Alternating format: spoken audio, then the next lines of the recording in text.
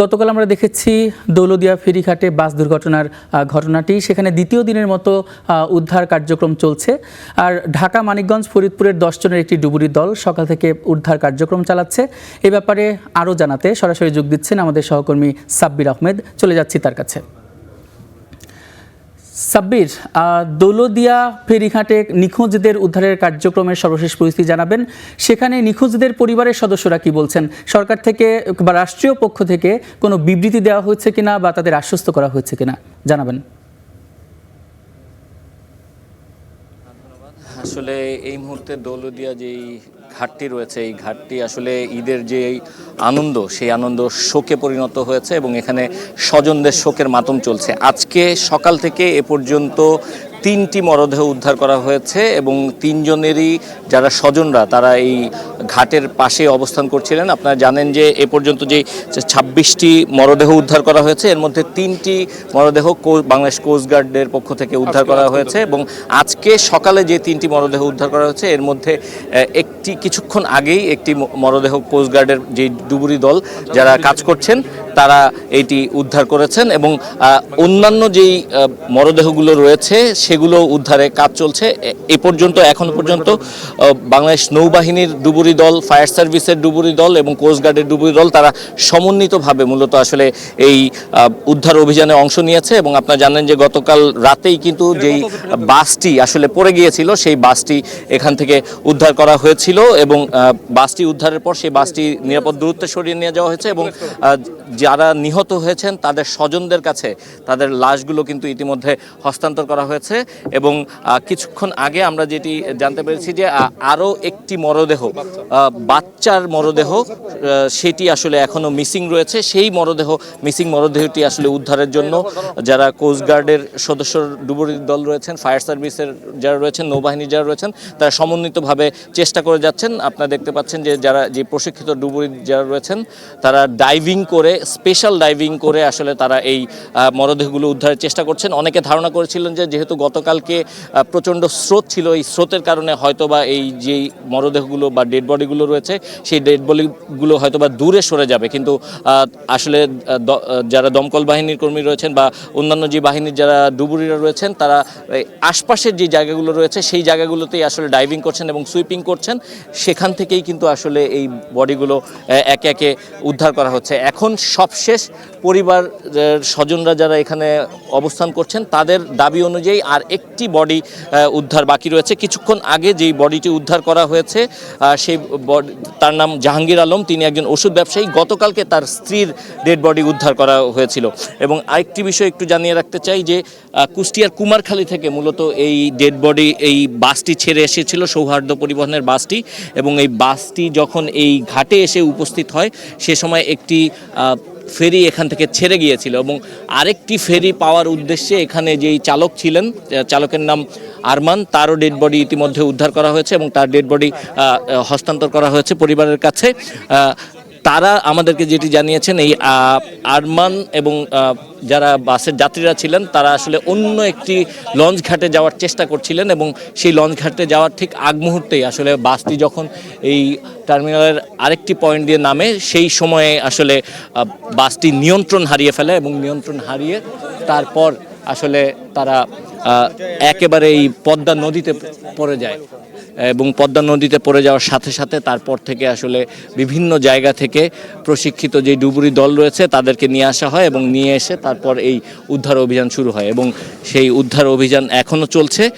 অর্থাৎ যে শিশুটি এখনও পর্যন্ত মিসিং রয়েছে সেই শিশুটিকে উদ্ধারে এখনও অভিযান চলছে। এ পর্যন্ত 26টি মরদেহ উদ্ধার করা হয়েছে এবং জেলা প্রশাসনের পক্ষ থেকে, প্রশাসকের পক্ষ থেকে যেটি জানানো হয়েছে যে নিহতদের প্রত্যেকের পরিবারকে আনুষ্ঠানিকভাবে প্রাথমিক পর্যায়ে তাদের মরদেহ দাফন থেকে শুরু করে অন্যান্য যেই কাজগুলো রয়েছে সেগুলোর জন্য 25,000 টাকা করে দেওয়া হয়েছে এবং নিখোঁজদের যে তালিকা সেই পূর্ণাঙ্গ তালিকা তৈরি করা হচ্ছে এবং একটি একাধিক তদন্ত কমিটি গঠন করা হয়েছে। ঠিক কী কারণে এই দুর্ঘটনা ঘটেছে, কী কারণে এই প্রাণহানিগুলো ঘটলো এবং এর জন্য কে দায়ী, সব কিছু এই তদন্তে উঠে আসবে এবং এই মুহূর্তে যেই মরদেহগুলো উদ্ধার করা হচ্ছে সেই মরদেহগুলো নিকটস্থ যেই সদর হাসপাতাল রয়েছে, গোয়ালন্দ হাসপাতাল, সেই হাসপাতালে রাখা হচ্ছে। সেখান থেকে পর্যায়ক্রমে পরিবারের কাছে এই ডেড বডিগুলো হস্তান্তর করা হচ্ছে। এখনো পর্যন্ত 23টি ডেড বডি স্বজনদের কাছে হস্তান্তর করা হয়েছে এবং আজকে যেই 3টি ডেড বডি উদ্ধার করা হয়েছে 3 জনেরই পরিবার এখানে উপস্থিত ছিলেন এবং তারা যেহেতু তাদের পরিবারকে সদস্যদেরকে শনাক্ত করতে পেরেছেন তাদের কাছেও পর্যায়ক্রমে এই ডেড বডিগুলো হস্তান্তর করা হবে। তো এই ছিল আমার কাছে এই মুহূর্তে এই গোয়ালন্দ এলাকায় যেই বাস ডুবির ঘটনা ঘটেছে। সাব্বির, আপনাকে অসংখ্য ধন্যবাদ। পরবর্তীতে আপডেট জানতে আপনার সঙ্গে আমরা নিশ্চয়ই যুক্ত হব। আপনি নিশ্চয়ই জেনে থাকবেন যে 25 জন যে মারা গিয়েছেন তার মধ্যে রাজবাড়ির একই পরিবারের 3 জন সদস্য রয়েছেন। সেই পরিবারে লাশ হস্তান্তর করা হয়েছে এবং সেখানে শোকের মাতম চলছে। আর সে ব্যাপারে বিস্তারিত জানাতে আমাদের সঙ্গে যুক্ত আছেন সহকর্মী শামীম রেজা। শামীম রেজা, পরিবারের বাকি সদস্যরা কি বলছেন, কখন দাফন সম্পন্ন হবে আর ময়নাতদন্ত হবে কিনা, সর্বশেষ কি তথ্য আছে আপনার কাছে?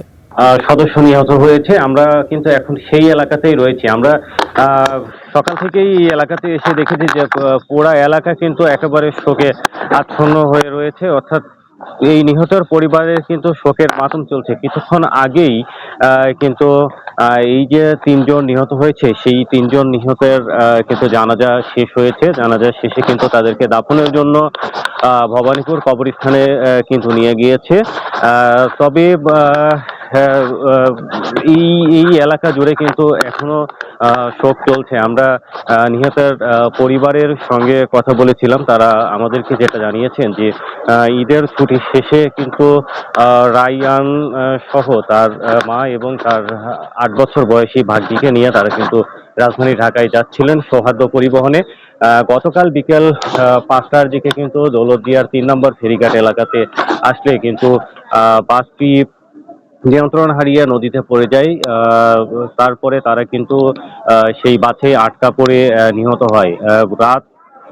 রাতে কিন্তু ফায়ার সার্ভিসের ডুবুরি দল তাদের মরদেহ সহ বেশ কয়েকটি মরদেহ উদ্ধার করে। এখন পর্যন্ত যদি বলি তাহলে 24টি মরদেহ এখন পর্যন্ত উদ্ধার করা হয়েছে এবং 22টি মরদেহ কিন্তু হস্তান্তর করে দেওয়া হয়েছে নিহত পরিবারের সদস্যদের মাঝে। আমি কিছুক্ষণ আগে রাজবাড়ীর জেলা প্রশাসক সুলতানা আক্তারের সঙ্গে কথা বলেছিলাম। তিনি আমাদেরকে যেটা জানিয়েছেন যে ঘটনার পরপরই কিন্তু জেলা প্রশাসন, উপজেলা প্রশাসন, ফায়ার সার্ভিস, পুলিশ সহ তারা কিন্তু উদ্ধার তৎপরতা চালাচ্ছে। এখনো কিন্তু ফায়ার সার্ভিসের ডুবুরি দল তারা উদ্ধার তৎপরতা চালাচ্ছে। তবে সঠিক পরিসংখ্যান কিন্তু এখন পর্যন্ত কেউ বলতে পারছে না যে কতজন আসলে বাসের যাত্রী ছিল বা নিখোঁজ ছিল। এবং আরেকটা বিষয় বলে রাখি যে আমরা এই এলাকাতে এসে যে নিহত হয়েছে রাইয়ান, সে জাহাঙ্গীরনগর বিশ্ববিদ্যালয়ের অনার্স এর স্টুডেন্ট ছিল এবং সে পাশাপাশি বিভিন্ন সামাজিক সংগঠন সহ ডিবেটের সঙ্গেও জড়িত ছিল। তার নিহতের সংবাদে কিন্তু আমরা দেখতে পেয়েছি তার স্বজনরা সহ তার সহপাঠী এবং তার সংগঠনের সদস্যরাও কিন্তু এখানে এসেছেন এবং পুরো এলাকা কিন্তু একেবারে শোকের মাতম সৃষ্টি হয়েছে। শুধু যে এখানেই সেটা নয়, আমরা বিভিন্ন জায়গায় খোঁজখবর নিয়েছি। রাজবাড়ী জেলায় যেখানে নিহত হয়েছে সবই জায়গায় শোকের মাতম চলছে। শামীম রেজা, আপনাকে অসংখ্য ধন্যবাদ।